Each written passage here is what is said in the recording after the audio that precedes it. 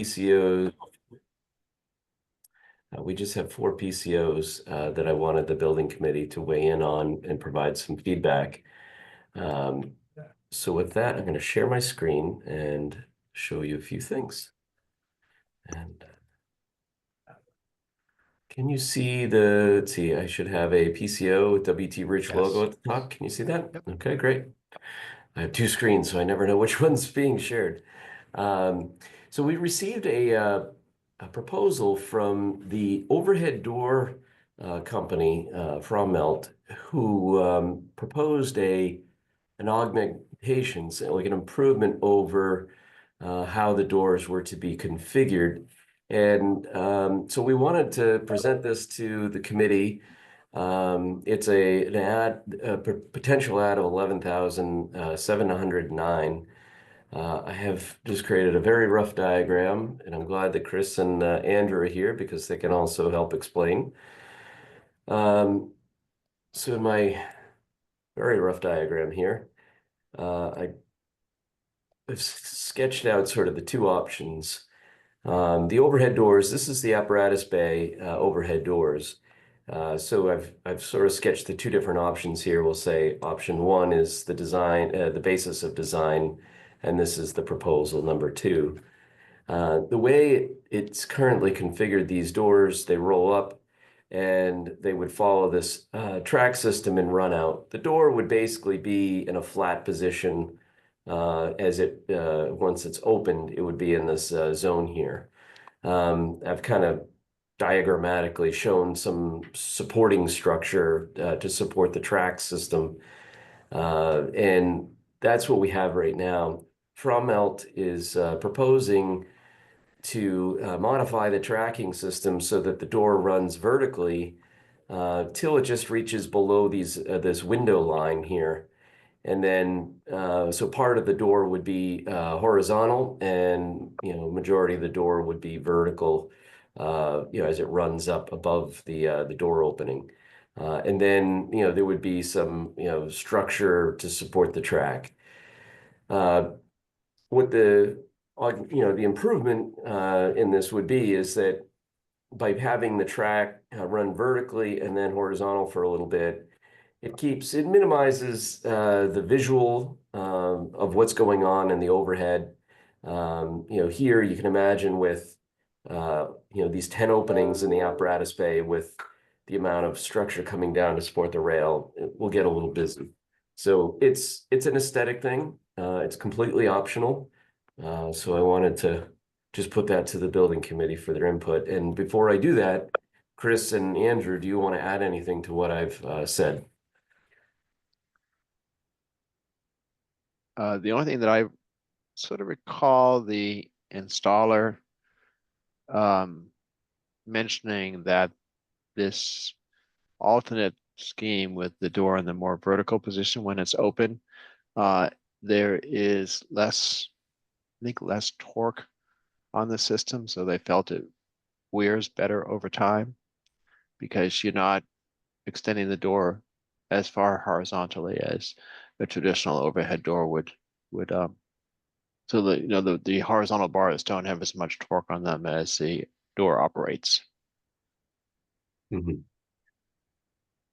Chris, what's the present life expectancy of the door as designed? I haven't known. Certainly there have been stations where there requires maintenance or tweaking of the doors over the life of the station, but I haven't personally worked on any stations where a door has become inoperable and has had to be completely replaced, mechanism and all. So that goes back a number of decades in my court. And then I guess my other question is, and I think it's Brian, it's probably what you had pulled up there, but what's the cost difference between the 2?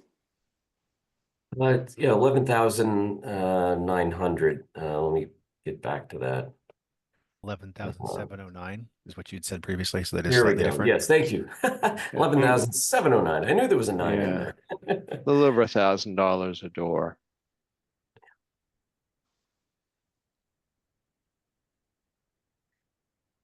Yeah, So really, it comes down to an aesthetic, sort of decluttering, the high bay space with all that supporting structure. So the PCO backup just has the breakdown from the subcontractor. So it really doesn't, there's no pictures or diagrams. That's why I drew what I drew to help explain what it is this proposal is. Looks like Chief Twist has a question.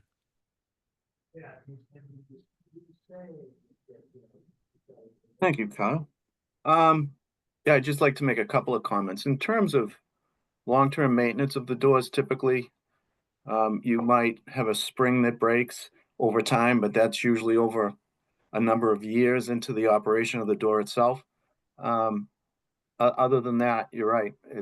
There's very little in terms of long-term maintenance. You know, you might lose a bearing or a wheel at some point, but that's somewhat rare. The option 2 is the best option because option 1 will severely restrict the ability to tilt the cab inside the building. So to be able to tilt that cab forward to do routine maintenance would be severely restricted under that option 1 proposal. And I'm sure the fire chief has probably chimed in on that as well, but from what I know and what I can see, that option 2 would definitely be a much more desirable option. And I'm assuming there would be other times where the firefighters and things might be on top of the apparatus, and so if the door is open, then they're restricted from the first 10 or 15 feet of the truck. No, that's true. They could be up there, you know, loading hose or doing other types of maintenance, but tilting the cab would be significant. Anytime you go by the firehouse now, you'll see the apparatus out on the ramp with the cab tilted, and that's like just to check the oil and do routine maintenance. So that was just something I'd like to add. Thank you, Frank. That is a reasonable justification. I would expect no less from you. Thank you, sir. And Brian, has the fire chief been had the opportunity to look at this? He's on the call with us. Yes, I mean, I would agree with Chief Twist on this, and I can tell you that our current overhead door is similar to the original plan, and that door is much wider and heavier than probably these doors, and I can tell you that we do have typically a lot of maintenance with that door just because of the way it's designed. So, so I don't know if that would come into consideration. But I definitely agree with Chief Twist as far as, the second option would be more beneficial as far as vehicle maintenance and so forth.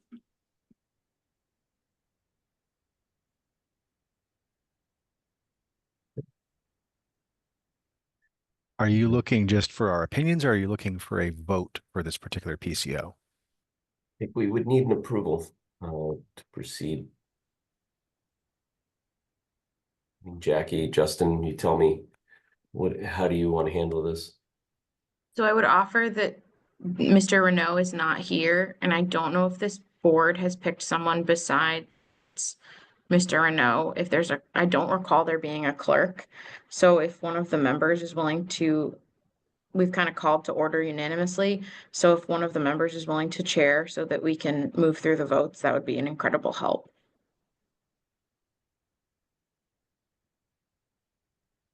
Chief Armitage, would you be willing to shepherd us through some votes? Certainly. Thank you, sir. I move that we support PCO 76076, the amount of $11,709 for the apparatus bay door changes. I I'll would second that. I'll second it.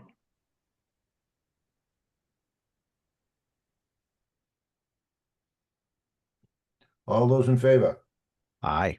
Aye. Actually, it's virtual. We need to do a roll call vote, correct? Roll call vote. Good job, Kyle. I was just unmuting to say that.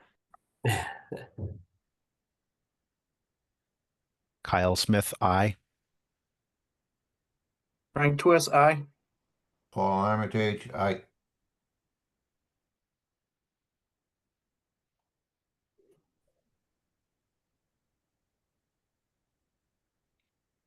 Vote carries. Let's see here. Bear with me a second. All right, so the next one I have is PCO 82. I was trying to open a drawing so I could show something on the screen. For some reason, I'm not able to get it to open for me, but I'll describe it. Brian, excellent drawings, by the way, for those doors. Thanks. They're drawn in Word. It got the point across. Yeah, there you go. That's it. So the next one we have is, let's see, there we go, GPI, revised traffic drawings. So we have, we've been going through a permitting process with Mass DOT that spanned a little over 13 months. And out of that, there have been some revisions to the drawings for the traffic, the roadway and the signal and so forth. And so there's within the change proposal that we have here, some of the items are related to Mass DOT requiring us to do additional work that was not in the original price proposal. And one of them is an optional item, and that's why I wanted to bring this to your attention to see how you'd like to proceed. So I'll break the breakdown of this 253,000. I will go over that now. I don't know why I cannot get this to move. Oh, there we go. Here's the breakdown. So 82, additional mill and overlay. So Mass DOT is requiring, we have work at one end of the property to connect a water main, and then on the opposite edge of our property, we're putting in a second main for the public safety the public safety building. So there's one that comes in the main entrance drive and one that comes in to the public safety building. And Mass DOT, rather than just having us mill and overlay the area of the roadway where we were working, they're making us do a complete mill and overlay from one extreme edge of our work area to the other extreme edge. So that's adding more paving to the project. They didn't want any patching that was done in strips. So it's curb to curb from one extreme edge to the other. So it adds 64,000 to the project. So it's not really a question for you. We have no choice. We have to do that. The traffic controller, we're working through this right now. From when the project was originally submitted to Mass DOT, their standard traffic controller was one type. In the time from when we submitted, they've updated their standards and they have a new one. And unfortunately, because of the lead time, we had to release the controller, and then we come to find out that they're not going to accept the original design. So they're forcing us to replace it with the new style. So we're working through that right now with our traffic engineer. The submittal just came back today, revise and resubmit. We're trying to get that released because we're being told that's 14 to 16 week lead time. We're trying to get that signal work complete before the moratorium later this year in November. So we're very short on time right now. So that's unfortunate, but there's nothing we can do. That's a Mass DOT requirement that changed during the course of the work. They've added some additional roadway signage, permanent signage that they to our scope, 5,000, and then some additional pavement markings because all of the pavement markings in the area that we're repaving are now going to be obliterated and have to be replaced. So that added scope to our project. So that's another 12. And then this other one, which we're still working through with them, because there's a sidewalk on Route 114 only on our side of the property, they're making us create a pedestrian bypass around the work area when we're working on the curbing or the sidewalk replacement. And so they told us what they wanted. We came back with an alternate. They rejected it. And then they said, well, not only are we rejecting it, but we're making you do more. So we're trying to figure that out right now and find some reasonable compromise with them. But so far, we haven't had much luck finding anything reasonable with Mass DOT. So right now, as it stands, the work that they're asking us to do that was not part of original traffic management plan is another $71,000, which is a two barriers to create a pathway for pedestrians around the work zone. So that we're working on right now. So the part that I wanted to get your input on is this additional sidewalk, granite curbing and sidewalk. There is, because we have the work area that we're doing to create the new entrance driveway, and then we have the apron for the apparatus bay, there's a piece of roadway, sidewalk and curbing in between those two areas that's about 240 linear feet that's existing bituminous sidewalk and older curb. And so our construction team offered us this upgrade. If we wanted to, we could replace basically everything throughout the extent of our work. So there isn't, what they wanted to avoid was sort of looking like it was patched. And so what we'd have is new, old along the front of the property. So this upgrade of 53,000 would get us sort of continuously new sidewalks and curbing along the front of the property. So that's the option that I wanted to bring to your attention.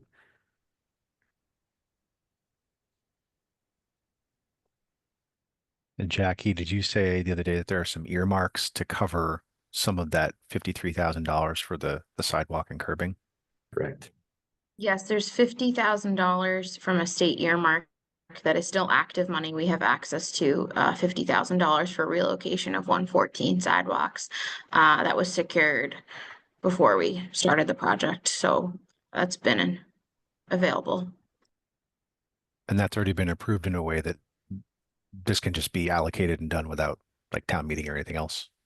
Yeah, so the earmark is allocated for the reallocation of the sidewalk in front of 105 South Main Street on 114. So this is a perfectly acceptable use of those funds with no further action other than by this committee.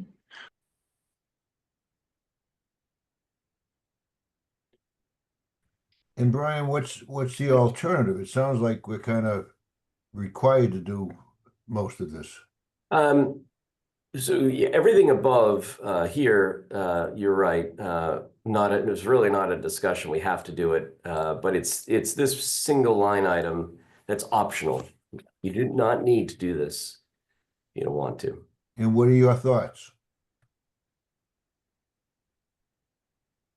It could go either way. I don't really have a strong opinion on it. I would maybe defer to the design team and see if Andrew and Chris might have an opinion on this.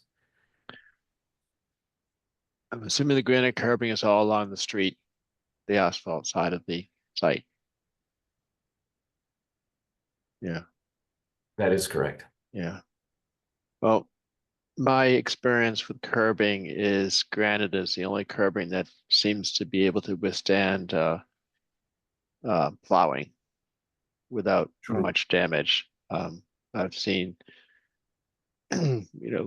precast curbing, cast in place curbing get damaged pretty regularly with plows, and the least expensive is Cape Cod berm, and that just gets wiped out every season. So this is right now. There is curbing that exists in Route 114. It's basically just replace it with new granite curbing and new bituminous instead of existing. Yeah, I haven't surveyed the granite curbing that's out there. Maybe we need to do that next week.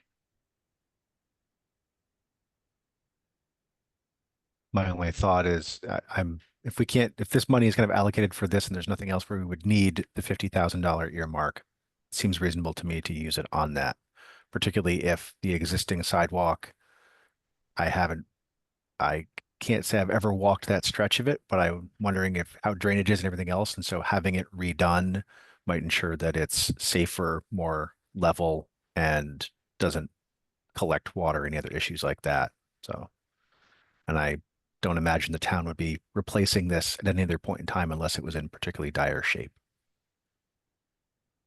Yeah, I have the Google Street View. I'll put it up here. It's really not in bad shape.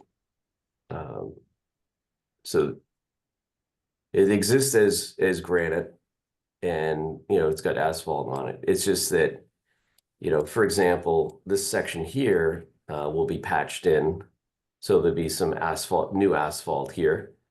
We're going to be creating, a new apron here for the apparatus bay. So it will be all new. So you'll have, parts of this that are going to be new, parts of it that are old.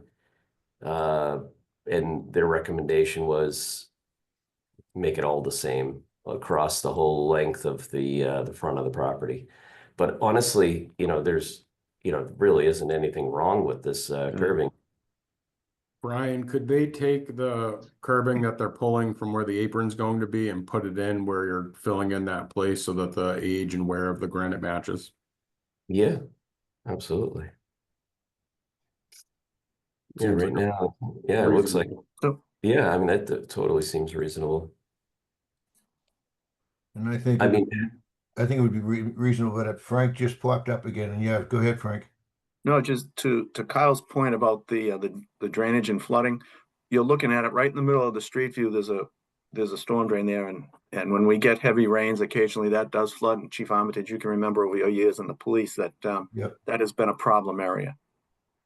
oh, And it's interesting because right where you are on that street view where it says MA 114, it seems convenient to me that they're requiring us to do that now, because if you go back in years past, there's been many letters sent to them, to Mass DOT, to fix that, and they've neglected it. So now they're giving it to us to take care of, which is quite convenient. And then on another note, Brian, do you mind just elaborating a bit on the signal, quote unquote, improvements? there are no, the signal, the controller. Okay, yes. So it's I forget the terminology, but it's like a smart controller. It has more functionality, which is now their standard controller for any signal.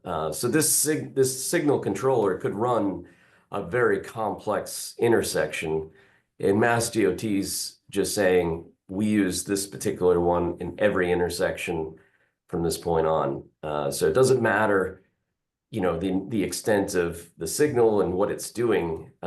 This controller could do anything you would ever want it to do. So it's a pretty robust system. Well, it'll have to handle our Opticon, but are we still on the Hawk signal, or have we somehow moved past that? We are working with our traffic engineer to update the warrant analysis, essentially the traffic count, because when we received the letter from Mass DOT, they basically said, based on what you provided us, we don't see any justification for a different signal. I mean, they basically said the Hawk is the only one that you can do. You would need to have a much higher traffic count for it to achieve. But they said, your warrant analysis should be updated. So they didn't really tell us 100% no. They said just based on what they were reviewing, it seemed like it would not meet. So we're working on getting that updated so we can go back to Mass DOT. They wouldn't entertain any further discussion without it being updated. So we're doing that right now. Okay. Frank, one other path we're going to talk about too, and thank you, Brian, for working with GPI on getting that updated data. It's appreciated. Frank, one strategy that we're going to do is once we have that updated data, we'd like to schedule another meeting with the delegation, and be great to have you present for that as well, so that we have a little bit of support from our state partners when we bring the revised request and the revised data to MassDOT, so that we're bringing both statistical pressure and political pressure at the same time. Okay. No, Brian, that'd can be you fine. give? I Sorry, was Frank, just I gonna didn't mean to say, interrupt you. no, that's okay. In the meantime, I'll do some research, because I'll probably go visit Woburn Fire Headquarters and find out what their traffic counts are on Route 38, which I can't believe are more than ours here on 114. But I'll do some research on my own. and I'll have that available. I agree with you, That's Frank. great. It doesn't seem likely that they would have a higher traffic count. Correct. Even in Essex has a regular traffic light, and their count can't be anywhere near 114, Yeah. way below. Thank you, Chief. I'll make sure I reach out to Essex as well. So Brian, then can- with regards to this, would we need a motion to expend the $53,000 for the curbing? I guess Justin, I think, brought up a really good point. It seems like we have enough curbing to work with. Why not just repurpose what we have? Don't do any new, but use what's existing so it all matches, and just maybe patching, not patching, but make all the side of the bituminous new, so that we can go back and ask them for that option. But did I misunderstand then? That 53, the money that's earmarked, is it earmarked only for that or for other items? Well, we have new curb cut. We get some other work along Route 114 to patch in and fill in the old golf course entrance. We have this the old farmhouse driveway that we're going to be patching in. So there's enough work that we're already doing on Route 114 that we could justify allocating that money to that. I don't think we have to spend the money necessarily on this new section of sidewalk to use that grant. So do you want to table this for the time being then? Well, I think Justin brought up a really good point, and I think we should go back and see if there's another option that maybe is half this. would you want us to make a motion saying up to the 234, whatever it was, that includes the 53, with a preference that granite curbing be reused and kind of a less expensive solution? Or do you want us just to ignore this particular line item entirely and make a motion to approve the parts that are required by MassDOT? Because we need the controller, right? Yeah, well, we definitely got to get the other items approved. So I think what we could do is, approve the whole PCO 82, but leave it up to, the design team to work through an alternative option where we have new bituminous sidewalk, continuous, but we repurpose the granite curbing to minimize the cost here. All right, would somebody make a motion to accept PCO 082? I will. I was just wanting to kind of confirm with Jackie or Justin that they're satisfied with that in terms of expending money on this. As described, I think that works for me. Jackie, do you have any concerns? No, I think there's plenty of sidewalk on 114 to spend $50,000 of state money, and then the rest we'll spend as we need to. I'm sure Sarah Wood will be sure to keep us on track with that. She's very diligent, so I think we're in good shape. Mhm. I move that the building committee approve PCO 82 in the amount of $253,684 with a request the design team look for opportunities to reuse material with curbing and to resurface the entire length of the sidewalk as described. All those in favor? No, I'll second it. Second? I'll second it. All in favor? Kyle Smith, aye. Frank Twist, aye. Paul Armitage, aye. Thank you. Approves. All right. Next up, we have the multi-purpose room floor change. This is at the first floor, the community room, the large room off to the end of the town hall building. I'm going to actually ask Chris, if you would mind just sort of giving an overview on this one. Because Sure. you've been working with Jackie and Jillian on this. Sure. The multipurpose room, just as the name states, will have a lot of uses, but it will also be one of the primary rooms that the Council of Aging will be using for not only serving dinners, but also for some of their classes, which involve exercise. The flooring that was specified for this room was a carpet tile floor. And the question was asked to us, how resilient is that? Because impact on older bones, is an important thing to think about. It's not as resilient as a rubber floor. So we had WT Rich price out some alternate flooring for this room, and it was determined that the rubber floor was the preferred type of flooring that the Council on Aging felt would serve the room better, not only for its purposes as an exercise space, but also would be much easier to maintain for all the other uses in the space for all ages, and as well as if they serve meals in there, which it is intended to be used for. So the recommendation would be to change the contract flooring from carpet tile to a rubber tile floor. Would that still be some kind of modular pieces? I'm thinking of like going to Yes. the gym and how it's a little bit cushy there. I'm also just thinking in terms of if there's tables or eventually voting machines and everything else there, are we going to end up having issues with the rubber floor where tables or table legs or things like that are pressing into it or other stuff like that that basically causes it to be a hazard when or damaged when removed? It will not, that table legs and chairs will not affect the rubber floor. It's not a fitness floor per se that is much thicker and actually has a softer surface to it. It's a rubber tile floor. It is more resilient than carpeting, not as resilient as a fitness floor, because a fitness floor really wouldn't allow for many different uses in that space as they're planning, for that space. So moving chairs around, setting up different configurations, using other equipment in that space can be done on this rubber floor without any adverse effect to the surface.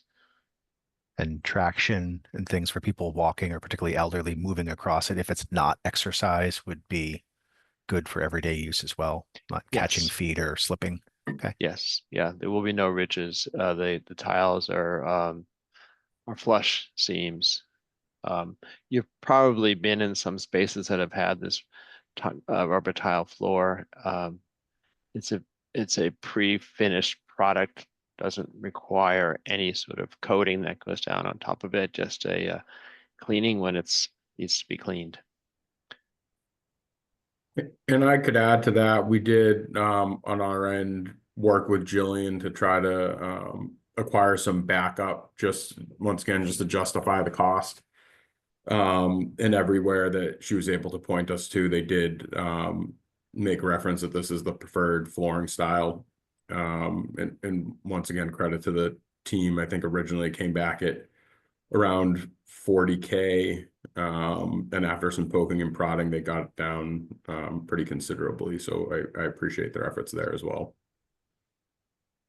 And it's something that can be cleaned. So like the janitorial staff can use all the same things. There's nothing special in order to maintain it for them.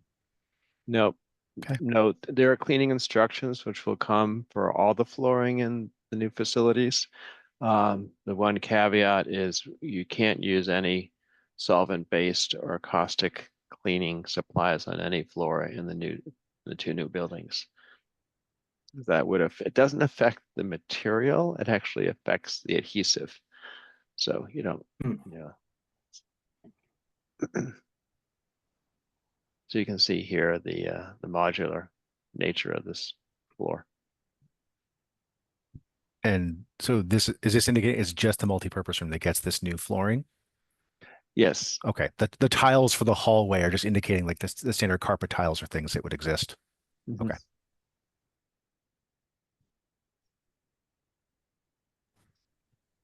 I'm fine with that, I guess.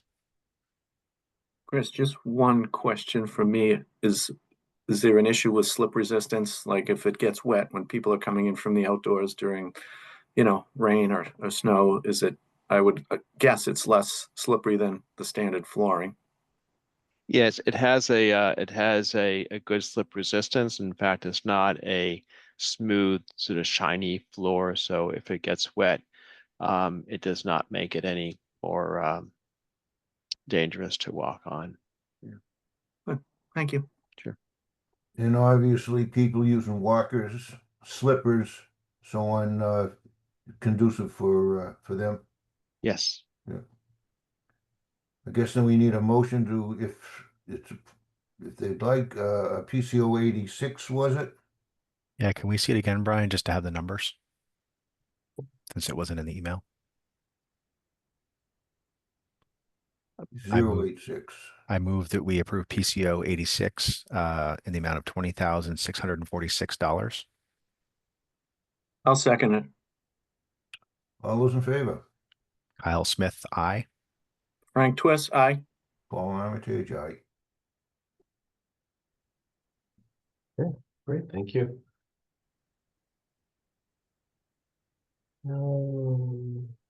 Next Now up- you got Brian.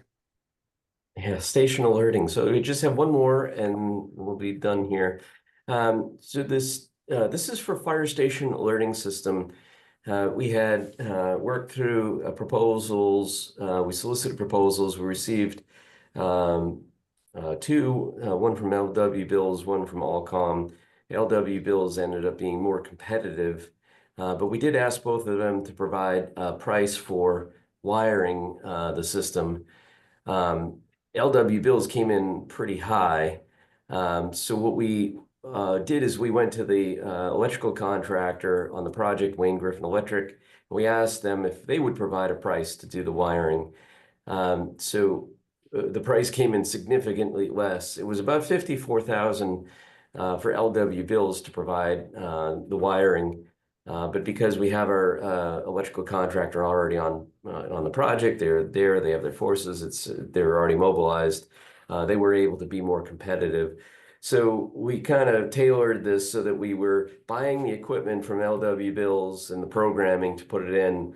They're the most cost effective, and then go to the electrical contractor to have them wire it. So this seems like the best approach. So our recommendation is to break the contract into two, and have this change order be granted to the construction project for the alerting system. And did LW Bills have an opportunity to meet or that lower bid? Yeah, they honestly, they really weren't interested in doing the wiring, so the price they gave us was pretty high. Okay, yeah. Probably the price to say we're not interested. So Yep. it was about 54,000. So their business is the smarts and parts, the programming and so forth, and that's what they prefer to do, and that's what we've hired them to do. And there's nothing particularly special about the wiring where a specialized firm is needed. A general contractor is acceptable. And yeah, Frankie, you concur with that? No issues, no technical issues? I defer to Chief LaCourse and Captain DeShane on that one. I have no concerns on my side. Likewise. Thank you, gentlemen. You ready for a motion? I believe so. I will make a motion to approve PCO 087 with the amount detailed as $16,068. Motion made, got a I second. second. All those in favor? Frank Twist, aye. Kyle Smith, aye. Paul Armitage, aye. We're good. okay. That's all I have. Thank you. You spring him a supper, Brian? Say what? Am I springing for supper? Is that what I heard? Yeah. Move So that- we're going to meet again on the 22nd of May in person, and we'll give you much more detailed update on the project finances and a full presentation. This was just meant to be some immediate action items that we needed your input on. So that's all I have for today. Jackie and Justin, we good?